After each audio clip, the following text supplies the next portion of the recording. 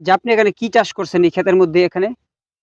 ঢেঁড়স, মিষ্টি কুমড়া, লাউ, এখানে না? উম, এগুলো কি আপনি ধুন্দুল। বাজারে বিক্রি করেন নাকি নিজে ও খাইয়ে বেশি হলে বেশি, বেশি হলে? আপনি এ না হলে খাই বেশি না খাই এ দিয়ে দিয়ে যায়। কি আপনার সংসার চলে এবং মোটামুটি বাজার আরে আপনার চলে, না, হ্যাঁ? ইচ্ছে বাজার করবো, ইচ্ছে খাওয়াটা আমি না। ও, এই যেখানে লাগাইছেন এখানে কত ঘন্টা ক্ষেত হবে? ও আধা ঘন্টা। আধা ঘন্টা। এ দিয়ে তার মানে আপনার সমস্ত বাজার টুকটাকি এখান থেকে হয়, হ্যাঁ? বাজার না খাওয়ন। খাওয়ান। আপনি আর কি চাষ করছেন এভাবে?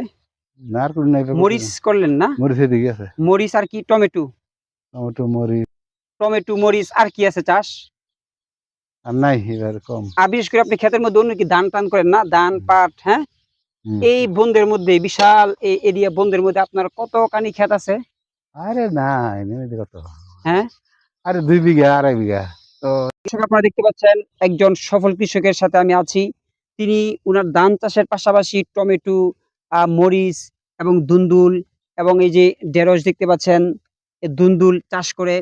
কেন করে? ব্যবসার জন্য নয়, বরং উনি এই সমস্ত চাষ করে নিজের খাওয়ার জন্য এবং খাওয়ার অতিরিক্ত হলে উনি এগুলো বাজারে ব্যবসা করে। এজন্য আপনাদের উচিত যার ক্ষেতের পাশাপাশি আমরা এগুলো চাষ করব। সেই বনটার নাম কি?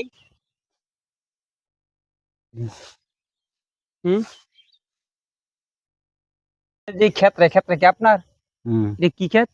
পাট ক্ষেত। পাট ক্ষেত মানে নাইলা ক্ষেত যাকে আমরা বলি, হ্যাঁ? এই নাইলে কি আপনারা ব্যবহার করবেন না?